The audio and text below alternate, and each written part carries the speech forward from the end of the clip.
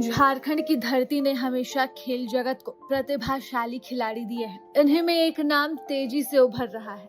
रांची जिला के ओरमांझी प्रखंड स्थित चंद्र गांव की रहने वाली अंतर्राष्ट्रीय महिला फुटबॉल खिलाड़ी दिव्यानी लिंडा का बेहद साधारण और आर्थिक रूप से कमजोर परिवार से आने वाली दिव्यानी आज अपने संघर्ष, मेहनत और खेल प्रतिभा के दम पर न केवल झारखंड बल्कि पूरे देश का नाम अंतर्राष्ट्रीय स्तर पर रोशन कर रही है। इस बीच दिव्यानी से मिलने रक्षा राज्य मंत्री संजय सेठ उनके घर पहुंचे। दिव्यानी इस वक्त मिट्टी के घर में रहती है, लेकिन इस एक कमरे की कोठरी में 100 से भी ज्यादा मेडल और ट्रॉफीज है जो उसने खेल में जीता है। रक्षा राज्य मंत्री ने एक एक ट्रॉफी को बड़े ध्यान से देखा। इन ट्रॉफियों के साथ ही रक्षा राज्य मंत्री ने देखा दिव्यानी का वो संघर्ष जिसके दम पर उसने ये मुकाम हासिल किया। इस दौरान उस कमरे में मौजूद था दिव्यानी का छोटा भाई जो कुएं में गिरने के बाद से ही अपाहिज है। सांसद ने भाई का इलाज भी एम्स में करवाने की बात कही और साथ ही दिव्यानी से वादा किया कि दुर्गा पूजा तक दिव्यानी को घर भी बना कर दिया जाएगा ताकि बिना किसी आर्थिक परेशानी के वह अपने मैच पर फोकस कर सके। रांची से इतनी दूर आप चल के आए, क्या मतलब है क्या? नहीं, दिव्यानी लिंडा हमारे हम सब के लिए गौरव है कि इतनी छोटी सी उम्र में अंडर 17 भारत को रिप्रेजेंट कर रही है। दुनिया कई देशों में खेल के आई, लेकिन जब हमको पता चला तो हम ये मेरे घर पे भी आई थी। फिर मैं एक हफ्ते पहले आया तो फिर आज भी आया। ये इनका घर मैंने देखा और घर के अंदर एक देखो, मिट्टी घर के अंदर 50 से ऊपर ट्रॉफी है, कई देशों के मेडल्स वहाँ हैं। तो ये आने वाले भारत की सब नींव है। कहते हैं ना, विकसित भारत के ये ब्रांड एम्बेसडर हैं। तो ये जब भारत की ओर से फुटबॉल खेलती हैं, इनकी व्यवस्था, अब इनकी माँ दैनिक मजदूर है, दैनिक मजदूरी करना है, फिर खाना बनेगा। 3 भाई बहन हैं। एक भाई कुएं में गिर गया जिसके कारण नीचे अपंग हो गया, तो उसकी व्यवस्था हम एम्स में करा रहे हैं और एम्स में इलाज करा के उनको कितनी स्वास्थ्य लाभ हो सकता है इस पे हम सब काम कर रहे हैं। और दिव्यानी को काम है कि इसको और आगे बढ़ना। इसका लक्ष्य होना चाहिए 2030 कॉमनवेल्थ और 2036 ओलंपिक। तो समाज का दायित्व हो जाता है कि अब देखो, एक मिट्टी घर में रह रहे हैं लोग 3 और एक ये इनकी माँ, इनके पिताजी के 4 साल पहले देहांत हो गया। अब ये खेल पे ध्यान देगी कि घर पे? तो समाज का दायित्व हो जाता है कि इनका घर व्यवस्थित करना, इलाज कराना। तो आज समाज आया है। आज हमने कहा कि इनका जो मिट्टी का घर है, इसकी जगह बढ़िया घर है सब बना के दें और उसके इलाज के प्रबंध करें। और खेल का भी, जब मैं अभी एक हफ्ते पहले आया तो हमने पूछा खेल का मैदान नहीं है, तो मौके पे ही सीईओ को हमने कहा कि आप मैदान तलाशो, इसके गांव के अंदर मैदान हो जाएगा। ये अकेली बच्ची नहीं है, लगभग 100 बच्चियां हैं जो फुटबॉल खेलती हैं और उसमें 5-6 नेशनल खेलती हैं। अब उनके लिए व्यवस्था करके इनकी गांव में ही फुटबॉल मैदान दुरुस्त कर दे। सीईओ को हमने कहा आप मार्किंग करो और वहां व्यवस्था हम कर देंगे। तो ये सब भारत की नाज है। प्रधानमंत्री मोदी कहते हैं ना, देश चाहता है कि खिलाड़ी हमारे पदक जीतें। कैसे जीतेंगे? जब तक हम खेल और खिलाड़ी को बढ़ावा नहीं देंगे। तो वही प्रेरणा, प्रधानमंत्री मोदी की प्रेरणा से हम सब, क्या आप दिव्यानी लिंडा खेल में ध्यान दे, वो आगे अपना भविष्य देखे कि हमारा प्यारा न्यारा तिरंगा फुटबॉल के क्षेत्र में लहराए। और इसके पीछे हम सब का दायित्व हो जाता है। इसके पीछे इनके स्वास्थ्य, इनके भाई का स्वास्थ्य और इनके रहने की व्यवस्था हम सब खड़ा कर पाए। यह सब हम सब लोग सौभाग्य की बात है। तभी आज आकर हम सब लोग उसको कहा कि भाई इस दुर्गा पूजा के पहले हम इनको एक बढ़िया सा मकान बनाकर गृह प्रवेश करा दें और इनके लिए जो उचित मैदान है खेलने की प्रैक्टिस के लिए ये करा दें। तो आज ये बहुत शुभ काम। मेरा तो मानना है कि भगवान कहते हैं ना, नर सेवा नारायण सेवा। तो यही मान, ये बच्चे आगे देश का भविष्य हैं, इनके भविष्य अच्छा हो, यही उद्देश्य से हम सब यहाँ आए। इस दौरान दिव्यानी की मां बताती है कि वह रेजा का काम करती है। उसने कभी इस तरह का कोई सपना नहीं देखा और जब भी दिव्यानी फुटबॉल की बात कहती तो वह यही कहती कि इसमें चोट लगेगी और वो ये खेल ना खेले। लेकिन दिव्यानी ने अपने मन और जिद से ये खेल की शुरुआत की और आज वो ये मुकाम हासिल कर रही है। आर्थिक रूप से बेहद कमजोर होने के साथ ही 4 वर्षों पहले ही पिता का देहांत भी हो गया, तो वहीं दूसरी तरफ छोटा बेटा भी इस वक्त बिस्तर पर है। इस वजह से माँ बड़ी ही हिम्मत के साथ अपनी बात रखती है और रोते हुए कैमरे में बताती है कि किन संघर्षों के साथ बेटी ने ये मुकाम हासिल किया है। हाँ, क्या नाम है आपका? नाम प्रतिमा देवी है। हैं? प्रतिमा देवी है। गांव? गांव चंद्रा। ये बताएं कि आपकी जो बेटी है कैसे कैसे फुटबॉल आप करते क्या हैं इसमें? हम अभी तो रेजा काम करते हैं, रांची जाते हैं, ईटा बालू ढोते हैं, ढिलाई उला काम करने जाते हैं, अच्छा, यही काम करते हैं। तो कैसे कैसे इसको फुटबॉल का शौक है? इसको तो बचपने से शौक है कि हम यही काम करेंगे। बचपन से खेलने जाते थे 4 बजे उठ के इधर ग्राउंड या गांव में या कहीं, तो खेल का आके फिर स्कूल जाते थे। तो ये बोल रहे थे कि हम बोल रहे थे कि कहीं डर लगता है, कहीं चोट उठ ना आ जाए, तो बोली कि नहीं, डरने से नहीं होगा, खेलेंगा मैं ही, सब बोले। तो अभी कहाँ कहाँ खेलने जाती है?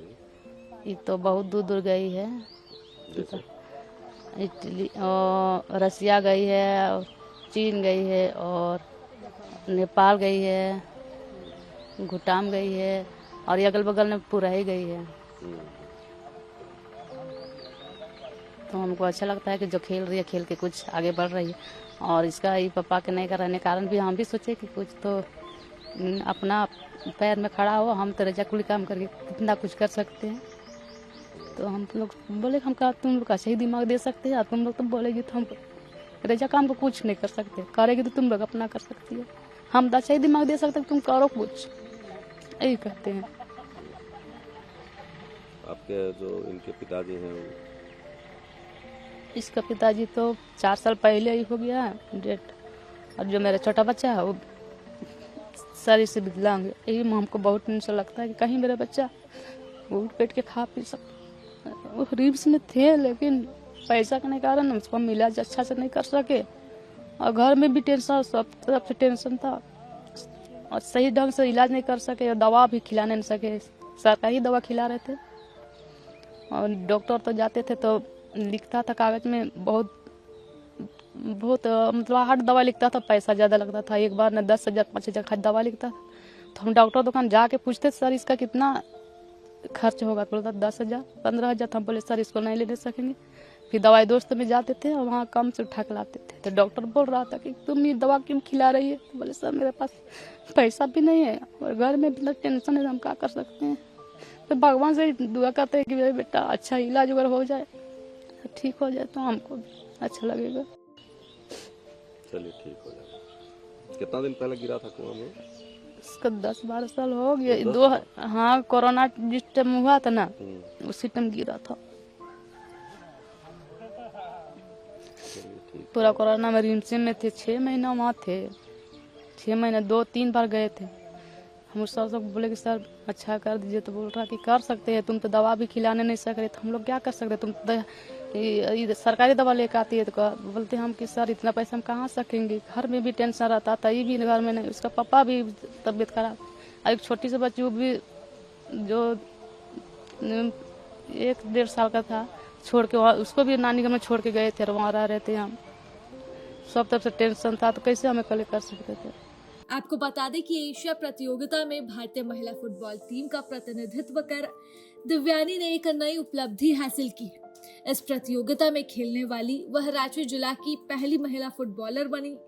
यह उपलब्धि न केवल उनके परिवार बल्कि पूरे झारखंड के लिए गर्व की बात है। दिव्यानी की कहानी केवल एक खिलाड़ी की सफलता की कहानी नहीं, बल्कि यह उस संघर्ष की मिसाल है जिसमें सीमित संसाधनों के बावजूद प्रतिभा अपने दम पर रास्ता खुद खोज लेती है। जरूरत इस बात की है कि सरकार और खेल विभाग ऐसे खिलाड़ियों की पहचान कर उन्हें समय पर आर्थिक और संस्थागत सहयोग दे, ताकि वे बिना किसी तनाव के देश के लिए बेहतर प्रदर्शन कर सके। दिव्यानी का घर रांची शहर से लगभग 28 किलोमीटर दूर है।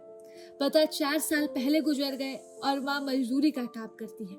सुबह 4 बजे दिव्यानी खुद ही उठकर 5 किलोमीटर पैदल चल फुटबॉल प्रैक्टिस करने रोजाना जाया करती थी। खराब सड़क, जल जमाव, कीचड़ जैसी दुश्वारियों के बाद भी दिव्यानी रुकी नहीं, थकी नहीं और डटी रही। इन्हीं संघर्षों के बीच उन्होंने खेल में एक ऐसा मुकाम हासिल किया जो किसी के लिए भी सपना है। दिव्यानी के इस शानदार प्रदर्शन की बात करें तो साल 2024 में नेपाल में आयोजित अंडर 16 सैफ गेम्स में भारत को सिल्वर मेडल दिलाने में उनकी भूमिका अहम रही। 2025 में भूटान में आयोजित अंडर 17 सैफ गेम्स में भारतीय टीम को गोल्ड मेडल दिलाने में भी दिव्यानी ने बड़ा योगदान दिया। सिर्फ इतना ही नहीं, 2025 में किर्गिस्तान में आयोजित एशिया कप क्वालिफाइंग मैच में दिव्यानी भारतीय टीम का हिस्सा थी। अब दिव्यानी का लक्ष्य अंडर 19 में अपनी जगह बनाना है और देश के लिए मेडल लाना है। हम 2024 में अंडर 16 खेले थे सेफ गेम और वहाँ हम लोग रनर अप हुए थे। और अभी तो खेल ही रहे हैं। अंडर 17 भी भूटान में खेले, वहाँ चैंपियन हुए। फिर किर्गिस्तान में खेले AFC, और AFC हम लोग क्वालिफाई किए। फिर क्वालिफाई राउंड हम लोग का चाइना में हुआ था, तो वहाँ खेलने गए थे हम लोग वर्ल्ड कप क्वालिफाई करने के लिए। तो वहाँ पे हम लोग क्वार्टर फाइनल तक गए थे। वहाँ कुछ गलतियों के कारण हम लोग हार गए थे। तो अभी तुम टीम में किस प्लेस पर खेलती हो? हम तो ऑलराउंडर है, पर सिचुएशन के हिसाब से अगर टीम मजबूत रहता है तो डिफेंडर खेलते हैं, और थोड़ा डिले रहता है तो स्ट्राइकर जाते हैं। और हाँ, पीछे से भी खेलते हैं तो हम अपने टीम को स्कोर दिलाने के लिए पीछे से भी हम जाके स्कोर करते हैं। तो अंडर 17 में टीम इंडिया में मेंबर हो? यस। तो ये बताओ कि यहाँ इतना तुम लोग अभाव वाला चाहे ये सिचुएशन है, कैसे कैसे तुम्हारा मन आया कि हम फुटबॉल खेलें, और कौन कैसे तुमको आगे बढ़ा? सर, हमको तो फुटबॉल खेलना बचपन से ही बहुत पसंद था, और हम टीवी सब में देखते थे बड़ा बड़ा प्लेयर सबको खेलते हुए। तो मेरा मन में भी उत्साह आया था कि हम भी टीवी में दिखें, और हमको भी बड़ा प्लेयर बनने का बहुत शौक था। हमको बड़ा बड़ा टीम से खेलने का शौक था और इंडिया के लिए खेलने का बहुत शौक था। तो हम बचपन से ही खेल रहे थे। और मम्मी भी मना कर रही थी हमको कि मत खेलो, कुछ हो जाएगा पैर हाथ। तो हम बोलते थे कि हम फुटबॉल ही खेलेंगे, हमको फुटबॉल बहुत पसंद है। तो सुबह 4 बजे उठ के जाते थे प्रैक्टिस करने यहाँ गांव में ही। फिर कुछ दिन बाद बबलू कोच के साथ प्रैक्टिस कर रहे थे, और वो अच्छा प्रैक्टिस कराए हैं। 4 साल हुआ है उनके साथ प्रैक्टिस किया हुआ, और प्रैक्टिस किए उसके साथ। और फिर हम इंडिया के लिए मेरा चयन हुआ था। फिर हम गए थे वहाँ ट्रायल देने, फिर वहाँ मेरा सिलेक्शन हुआ, और अभी मेरा नाम इंडिया टीम में है। अभी आगे क्या करना है? अभी तो मेरा अंडर 17 ख़त्म हो गया है, तो मैं अंडर 19 सीनियर के लिए जगह बनाने के लिए मैं तैयारी कर रही हूँ। आगे क्या इरादा है? आगे क्या आप करना है? आगे हम अंडर 19 सीनियर टीम में जगह बना के मैं अपना देश का नाम रोशन करूंगी और वर्ल्ड कप तैयारी करूंगी। प्रभातखबर.com, विश्वास वही, रफ्तार नहीं।